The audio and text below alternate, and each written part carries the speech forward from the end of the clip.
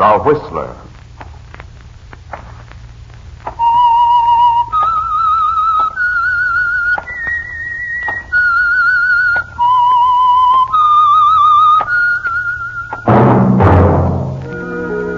And now the Whistler's strange story, Shakedown.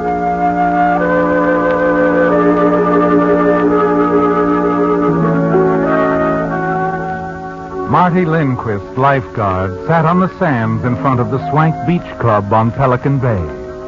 It was a cold, gray morning, and he huddled in his bathrobe counting the days until his next paycheck. His eyes swept over the deserted beach. He hated the slack season, the dull months, the time between. Bored women who wanted swimming lessons, companionship. Women who found him attractive and had money to spend. As he rose to his feet and started for the locker rooms, a voice reached him. A voice from the veranda. Marty turned and saw the owner of the Pelican Bay Inn motioning to him. Moments later, Marty walked into the office of his employer, small, dapper Harry Evans. Come in, Lindquist. Come in. Sure, Mr. Evans. Sit down. Thanks. Rotten day, isn't it? The small boat warnings are down. Guess it'll clear tomorrow. It's January. Oh, sure. Anybody on the beach yesterday? Day before? Well, it's been foggy, cold for swimming. Mm-hmm. It'll be that way for a long time yet. I've been thinking, Lindquist, I may have to let you go. Oh, now, wait a minute, Mr. Evans. Business can't be that bad. Inn does pretty well evenings. This has nothing to do with business. Oh? What is it, then? That girlfriend of yours? Was it her idea? Let's leave Miss Johnson out of it, shall we? Take my advice, I Evans. said that's enough. Okay. It's your problem. You're a great one to hand out advice, Lindquist. All you ever think about is women. How you can get money out of this one, find an angle with that one. You never worked an honest day in your life. Don't worry about me. I got ideas. I know. And that's one reason why you're likely to lose your job here unless you straighten out. Oh, now listen, Mr. Evans. That's all I had on my mind for now, Lindquist. You'll have to excuse me. I'm rather busy. Yeah, sure.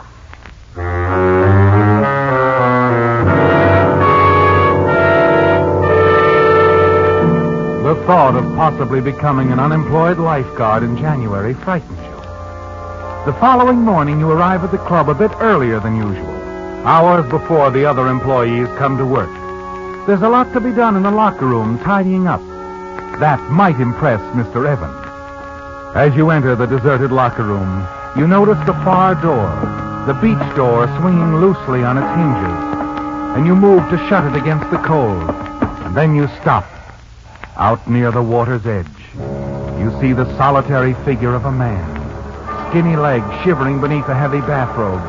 As he turns, glances nervously toward the clubhouse, you see it's Mr. Evans. And then near his feet, you see something else, a bright yellow bathrobe tossed on the sand. There's only a moment to puzzle over it. Then you hear it, the cry of a woman out in the surf. Evans whirls and stares out over the water and does nothing. Then his shoulders tighten. He ducks his head and hurries up the beach, his eyes darting from shore to sea. A moment later, he disappears into the clubhouse. Quickly, you tear off your jacket, straight through the breakers, and swim toward the cry for help.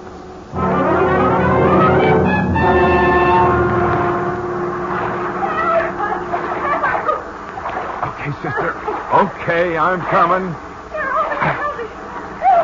All right, now take it easy. You're okay. Let go. You want to pull us both under? I said let go. That's better. Now relax. You'll be okay.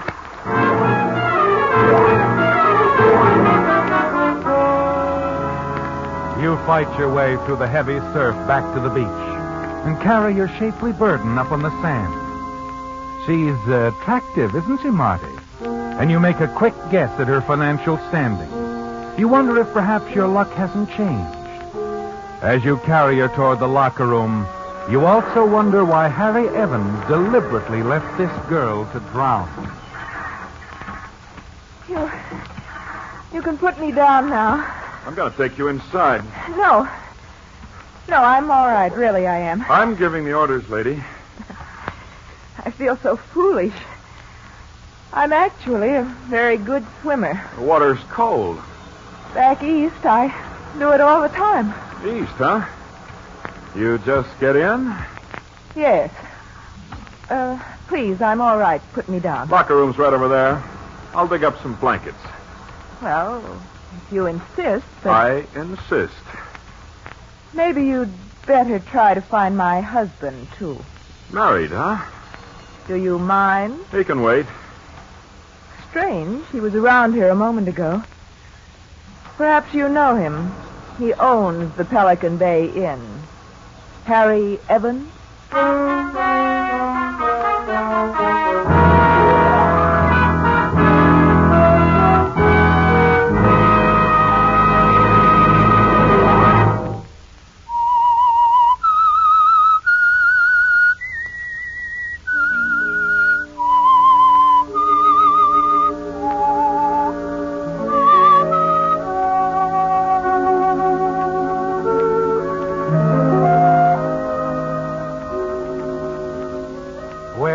It was quite a surprise, wasn't it? All you knew about Harry Evans' private life was that he was friendly with an attractive blonde from Beverly Hills. Now this girl from the east, the girl you've just rescued from drowning, says that she is Mrs. Harry Evans.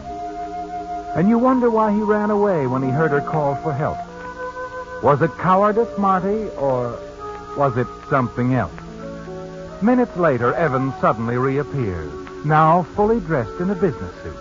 He seems upset, concerned over his wife's condition. A doctor must be consulted. Yes. And he insists on driving her into town. So you're left alone at the club. Yeah. Hello, darling. What's that? Who is this? Marty Lindquist. Oh, you. How are you, Evelyn? Let me speak to Mr. Evans. Sorry? He's out, Miss Johnson. You know everything, don't you? I know a lot.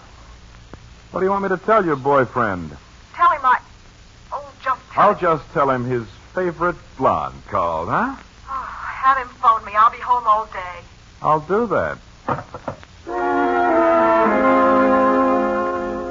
As you replace the receiver, a smile crosses your face. And you wonder about the phone call from Harry Evans' girlfriend. Wonder if it's just a coincidence that it came so close on the heels of that near tragedy on the beach a few minutes ago. An hour later, when Evans returns to the club, you let him do the talking. I want to thank you for what you did for my wife, Lindquist. It's all part of a day's work, boss. She okay now? Yes, she's okay. I took her back to her apartment. Her apartment? I see. By the way, Evelyn, Miss Johnson called. Oh? You're supposed to call her. Thank you. By the way, your wife told me that ordinarily she's a pretty good swimmer, Mr. Evans. Yes, she is. Funny how those things happen, isn't it? You a good swimmer? Reasonably. Why do you ask? Oh, I just wondered. It was a piece of luck having you around. Yes, wasn't it? See here, Marty. I'd like to thank you in some substantial form. Oh, no hurry. I'll be around. Won't I? Yes. Look, I'm afraid I was a little hasty. Some of the things I said yesterday, I owe you an apology. I understand. No hard feelings? No hard feelings. Naturally, in addition to some reward, your job here, don't worry about it. Oh, I won't. I won't worry about it at all. Not anymore, Mr. Evans.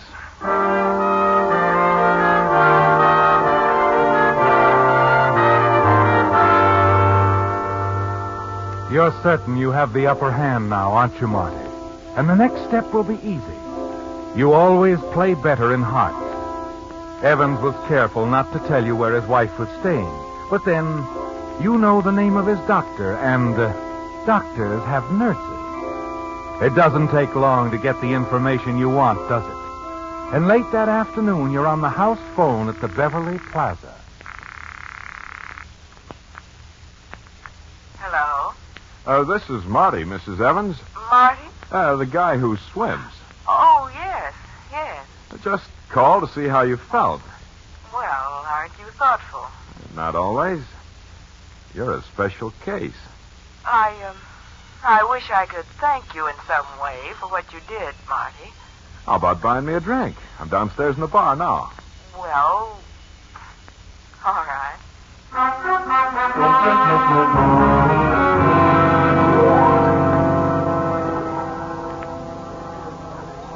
I suppose you've rescued a lot of women, Marty. Oh, my share, I guess. Do many of them buy you more than one drink? Professional secret. I didn't mean to sound insulting. Oh, of course not. Well, here's looking at you. And you. What do you see? Well, you're attractive Uh-huh. and very sure of yourself. I find it pays. Good. You like good things, don't you? Want them all. Only I wouldn't go too fast. Trying to tell me something? Just that I love my husband, that's all. You know, I had no idea he was married. None of us did. Well, it's natural, I suppose. I've been living in the East, and he wanted to come out here, build the Pelican Bay You're Inn. separated? Oh, no. No, it's just that we have so many properties and... Yeah, that's what a blonde named Evelyn told me. Oh, Don't give me that. You know. all right. It's ridiculous to pretend, I suppose. He ever mentioned divorce? No. No, of course not. But you have an idea he'd like to get rid of you? Get rid of me? What do you mean? That's why you came out here, isn't it? To stop it? Please, I'd rather not discuss it. Sorry. Guess I'm just too curious. But I like you. I wouldn't want to see you get hurt. Yes, you are the man who saved my life. I mustn't forget that. Was that crazy idea of yours to go swimming on a day like... It, was your idea. Why, no, it was... What difference does that make? Well, you should have had someone with you. My husband was with me for one dip. Later, he got cold, came back in before it happened. Uh-huh. Marty, what is it you mean? What are you driving at? Nothing. Whether you'll have another date with me, maybe. Please, there's something I should know. I'm a good dancer, that is. Marty. Maybe you'd like to divorce him someday. I thought I told you I love him. Yeah, sure. They all say that. It's part of the routine. You have known a lot of women, haven't you? Uh-huh. But I'm not so bad, Mrs. Evans. And if you do want to leave him, I can help you get the right sort of deal. So that's it. You'll sell to the highest bidder. To the highest.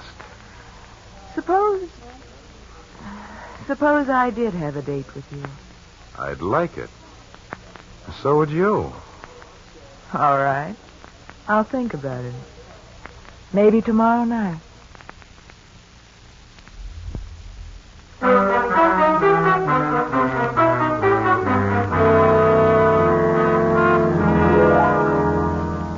Well, Marty, it's working out perfectly, isn't it? But Mr. Evans is the one you think should pay. Yes, because you're sure he's not just a coward. You're certain you know what he wanted to happen out there on the beach this morning before you pulled his wife out of the surf. As you return to the club, you're excited, trembling. And it's not because of the chill evening wind from the Pacific. It's what you're doing, Marty. Planning a shakedown. The biggest shakedown of your life. You stop near the inn gate. Notice a car parked in the darkened driveway. Then you hear voices. All right. Please, Evelyn, don't worry. It'll all work out. Now, you run on home. Oh, I can't help being a little nervous, Harry. I just don't want to leave you. Sure. But you run on. I'll phone you after 10. Well, will it be over by then? Yes, it'll be over. Oh, but you'll be alone, and I told you it's better this way. This is my job. she doesn't suspect. No. I just asked her to come out after dinner for a talk. To my place at Malibu. I'm going to pick her up at 9. Oh, be careful, won't you? I will. After this morning, I want to get it over with more than ever. All right, Harry. All right. You'll call me. Yes, I'll phone you after it's over.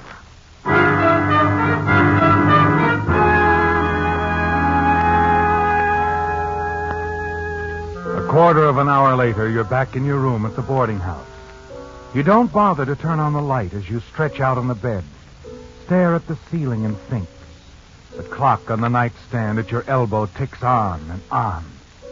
As you try to make up your mind, it's only 7:30. You can warn her, can't you, Marty? Tell Mrs. Evans what you overheard. Tell her you're sure her husband is going to try to kill her. Or you can let her keep the appointment and cash in. You can be there when it happens, a witness. And you can blackmail Harry Evans for the rest of his life. The hands of the clock on the nightstand move quickly, and you struggle to reach a decision. And then you hear footsteps down the hall. Mr. Lindquist! Mr. Lindquist?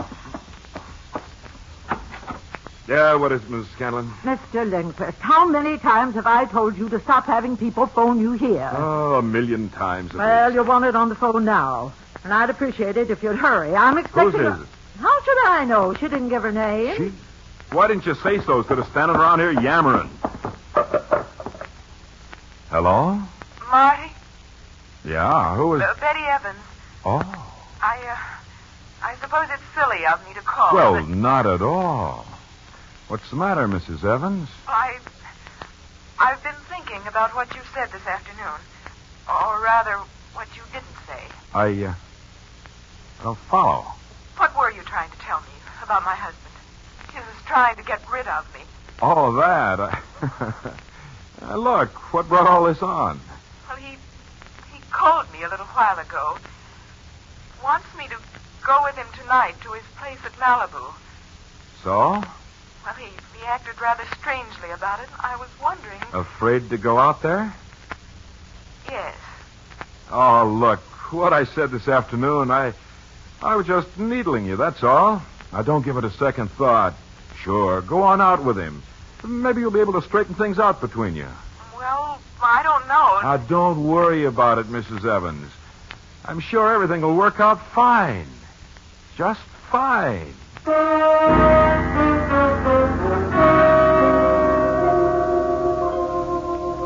Well, Marty, you've asked many things of women, haven't you?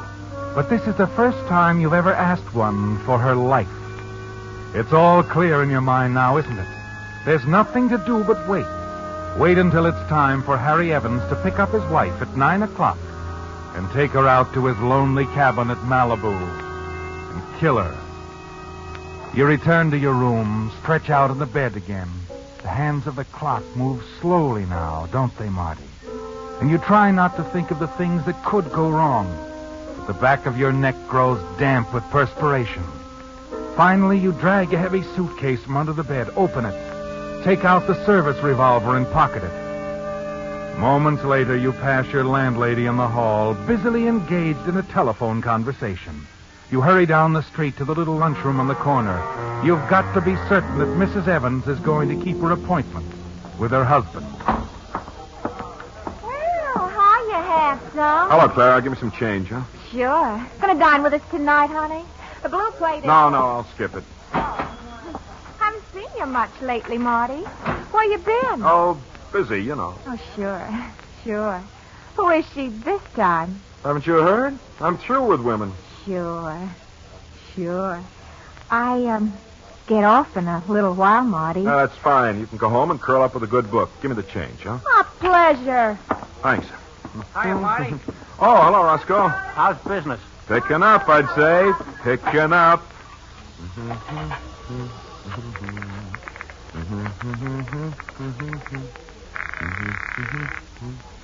Hey, Clara. Yeah? That clock right?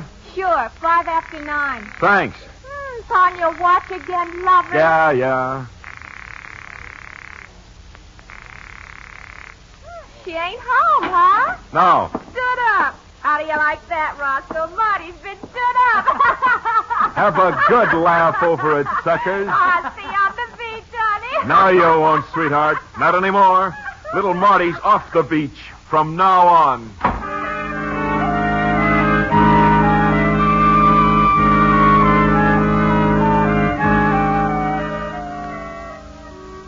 Ordinarily, it's a 20-minute ride out to Harry Evans' cottage at Malibu. But you make your cab driver get you there in 15. You've got to be at the cottage before Harry Evans and his wife arrive. And you are. Yes, Marty, you're in time for it all. See the two of them enter the house. Hear the angry shouted words that you can't quite make out over the sound of the surf. And then, quickly you move across the porch to the French windows. You see Evans return to the living room, the gun still in his hand. You watch him as he picks up the telephone and dials. Then, gun in hand, you slip inside. His back is toward you. He doesn't see you approach. As you move quietly across the rug, you glance quickly into the adjoining room and see Mrs. Evans sprawled out on the floor. That's right, Evelyn. What? No, I'm all right. It isn't that I'm thinking about. You can put the phone down, Evans. Marty.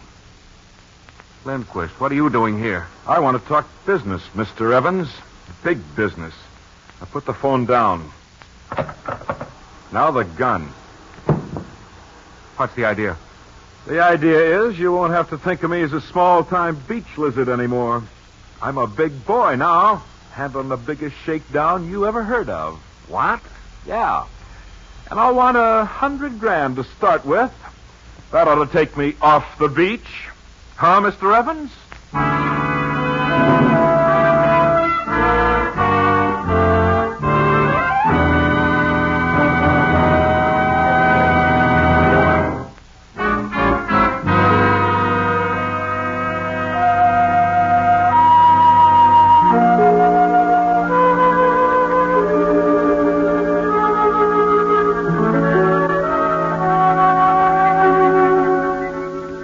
Marty, this is your big moment, isn't it? The payoff.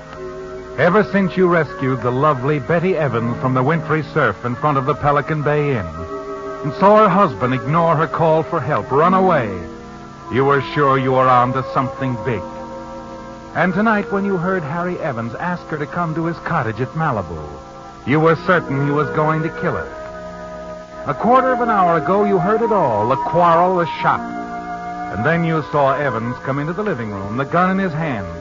Heard him talking to his girlfriend, Evelyn Johnson, on the phone. And you saw Mrs. Evans sprawled out on the floor of the adjoining room. Now that you've explained your proposition to Harry Evans, what you've seen, what you know, and how much it's going to cost him, he sits in a daze, staring at you. So, you've got it all figured out. I didn't take much figuring once I caught on. Too bad I saved her from drowning, huh, Evans? You didn't save her from anything. No, I found that out just now. This time you succeeded. And I was here to witness the murder. Lucky for me, wasn't it, Evans? You're lower than I thought, Marty. Sure, but my price comes high. Now, like I said, I'll take $100,000 to start with, Evans, and I'll keep my mouth shut. You're not getting a nickel out of me. You don't think so? Suppose I call the cops. Go ahead.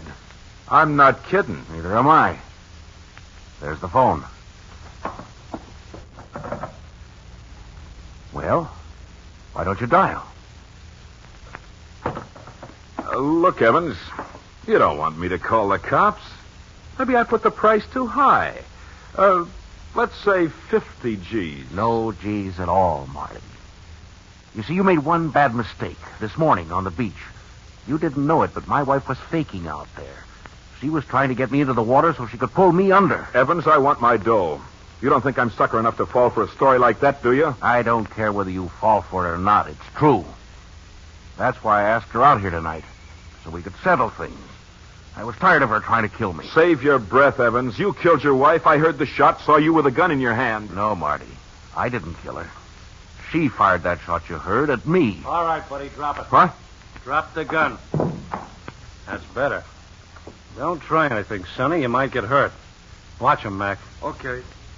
You're Harry Evans? Yes. Sergeant Merle, Police Department. Got a call from a woman, Evelyn Johnson, said there was some trouble out there. Evelyn called you. Uh-huh. Well, it's a good thing she did, officer. My wife just tried to kill me. I grabbed the gun before she could fire again. I had to knock her out, but she'll be okay. She's in there. Seems to be coming around. The hand test will show she fired the gun. Be sure you make those firing tests, officer.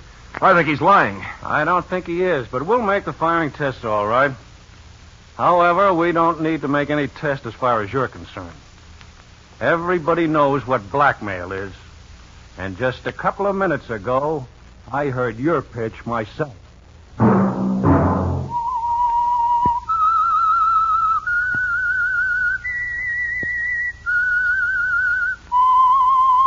The Whistler, previously released by CBS, the Columbia Broadcasting System, for listeners in the United States, has been rebroadcast for our servicemen and women overseas.